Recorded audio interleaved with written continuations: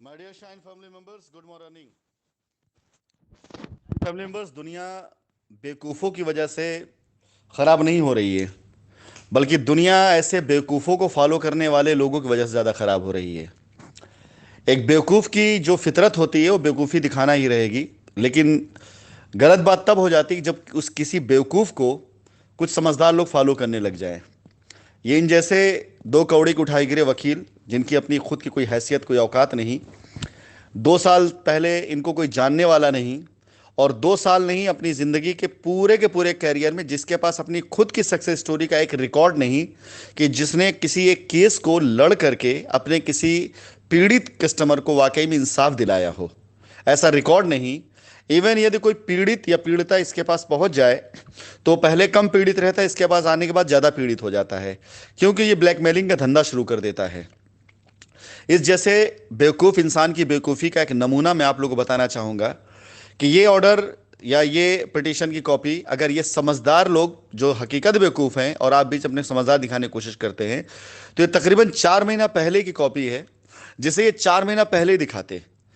इन भाई साहब, इन महाशय की आप अक्लमंदी, समझदारी और बाकी चीज़ों में आप यही देख लीजिए कि अगर ये उसी दिन, जिस दिन ये ऑर्डर दिखाया गया था, लिखाया गया था, कोर्ट के पैनल पर आया, तभी आपको दिखा देते, तो समझ सकते थे आप कि ये लोग कितने अवेयर हैं इस केस के बारे में।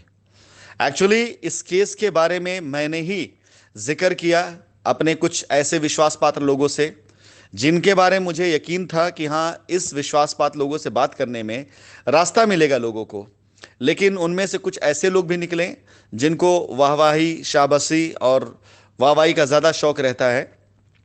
उन लोगों ने इस केस के जितनी भी डिटेल थी या जितनी भी चीज़ें थी, बाकी लोगों को शेयर करना शुरू किया, ये दिखाने के लिए कि देखिए मैं कितना समझदार या कितना जो है मेरे पास बुद्धिमानी है।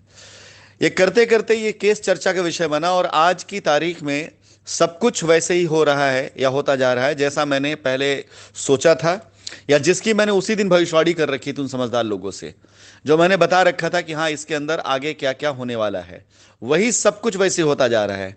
अब देखिए, ये सब भेड़ की खाल में छिपे भेड़िए इसको निकाल करके लोगों को दिखा रहे हैं, और ये दिखाने की कोशिश कर रहे हैं कितने जानकार हैं। सबसे पहले तो मैं आप सभी लोगों को बता दूं कि राशिद नसीम जहां रहते हैं, उसका पता दुनिया में उन सब लोगों को पता रहता है जो राशिद नसीम से कांटेक्ट में रहते हैं। पहले तो मैं ये बता दूं कि मुझे कहीं छिप कर, कहीं दब कर, कहीं डर कर रहने की आवश्यकता नहीं है।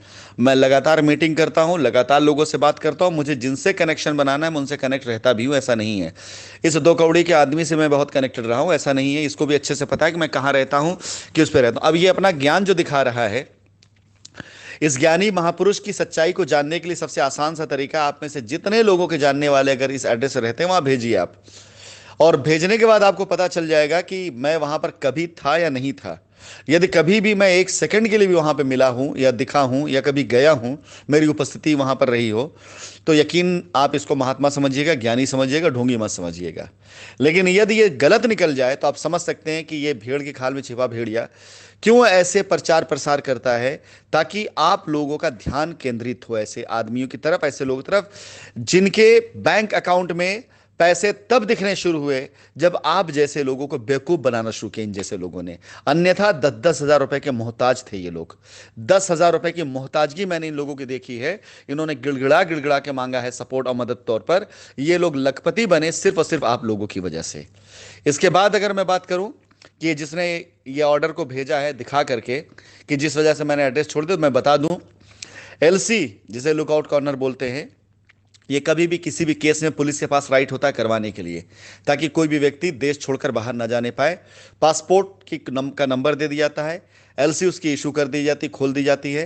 किसी भी एयरपोर्ट पर आप जाएंगे अपनी कंट्री के अंदर, इन कंट्री अगर किसी भी उस पर एयरपोर्ट से आप अपना पासपोर्ट इस्तेमाल बाहर निकलते हैं, तो इमीडिएट खबर आ जाती है कि हाँ, इस पासपोर्ट के ऊपर एलसी लगी हुई है, और वहीं के वहीं एयरपोर्ट पुलिस आपको बैठा लेती है और संबंधित थाने को सूचना देती है।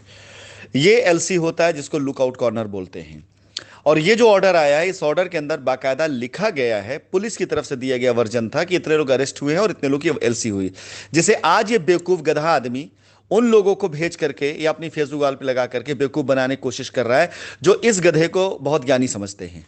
फिलहाल मेरी भाषा इतनी अभद्र हो सकती है, ज़्यादा अभद्र मैं नहीं जा सकता हूँ। मैं जानता हूँ कि जैसे ही मैसेज पहुंचेगा ये तिलमिलाए हुए गर्दन कटे बकरे की तरह उछलना शुरू करेगा और इसकी जो महिलाओं वाली आवाज़ में पुरुषों वाली धमकी निकलनी शुरू हो जाएगी और ये अपनी पतली बारीक आवाज़ के अंदर काँव काँव करता हुआ चिल्लाना शुरू करेगा और आप लोगों तक जो है ऐसा पहुंचाएगा जैसे ये बहुत बड़ा लठमार है, बहुत बड़ा तीरंदाज है, बहुत बड़ा सब कुछ है। और माफ़ करिएगा, मैं छोड़ूंगा नहीं किसी को। जिस किसी ने भी जिस प्रकार से भी कस्टमर को बहकाया बरगलाया है, मैं उसको जवाब उसी तरीके। हाँ, मर्यादा अपनी शब्दों का मैं नहीं भूल सकता हूं क्योंकि मेरे संस्कारों में नहीं है। मैं अपने संस्कार को नहीं भुला सकता हूं, लेकिन जितना मैं अभद्र बोल सकता हूं वो यही यही मेरी अंतिम सीमा है। लेकिन जिस दिन आवश्यकता पड़ गई, मैं पेपर से या लीगल तरीके से जिस दिन चढ़ूंगा ना, उस दिन दिखा भी दूंगा कि राशिद नसीम किस हस्ती का नाम है, उसकी हैसियत क्या है। फिलहाल मैं आप सभी लोगों को बताना चाहूंगा, किसी कस्टमर है, किसी उसके पास अगर ये मैसेज जाता है, इस तरह की चीज़ जाती हैं, तो कृपया करके इस दो कौड़ी के इंसान के ऐसे भाषणों को या ऐसी चीज़ों को आप बिल्कुल सच मत मान लीजिए, क्योंकि इससे इसका ज्ञान पता चलता है कि अब से 2-4 महीना पहले जो ऑर्डर आया हुआ उसको अब आपको दिखा रहा है ये, और दिखाने की कोशिश कर रहा है। और ये तो केस चर्चित हो गया, अन्यथा ये गधा इंसान ये कह देता ये करवाया इसी ने है। ये मुंगेरी लाल के हसीन सपने वाला कैरेक्टर है ये, कि दुनिया में कुछ भी होगा जो है वो सब में क्रेडिट ले लेगा, मैंने करवाया मैंने करवाया मैंने करवाया। इसके पास एक भी वकालतनामा ऐसा नहीं मिलेगा जिस केस में इसने ऐतिहासिक जीत हासिल करी हो और ये दिखा सके देखो इस केस के अंदर मेरा वकालतनामा लगा है।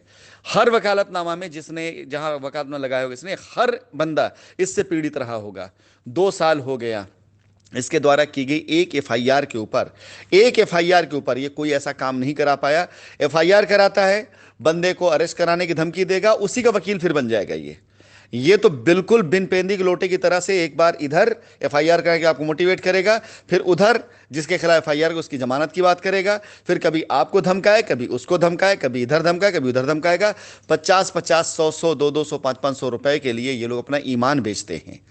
इनसे कई गुना ज़्यादा अच्छे तो वो लोग हैं जो ईमान नहीं बल्कि कुछ और बेच देते हैं।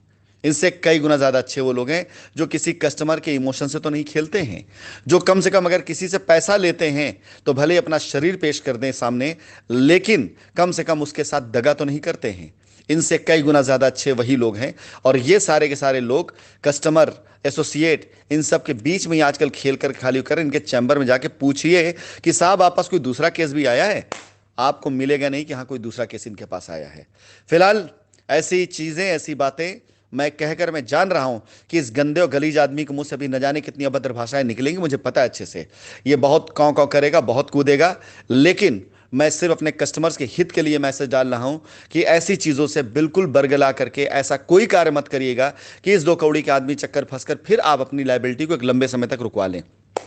हाँ, सूचना मैं देना चाहूंगा, ज़्यादा दिन दूर नहीं, आप सभी लोगों को शाइन परिवार का एक ऑफिस खुलता हुआ दिखाई देगा, जहां बैठ करके हम अपने कस्टमर को वो सारे लीगल सोल्यूशन दे रहे होंगे, वो सारी लीगल सुविधा दे रहे होंगे, वो सारे लीगल हल दे रहे होंगे जो कानूनी तौर से हमारा भी अधिकार है, कस्टमर का भी अधिकार है। आपको दिखाई देगा और बहुत जल्दी सुनाई देगा। धन्यवाद।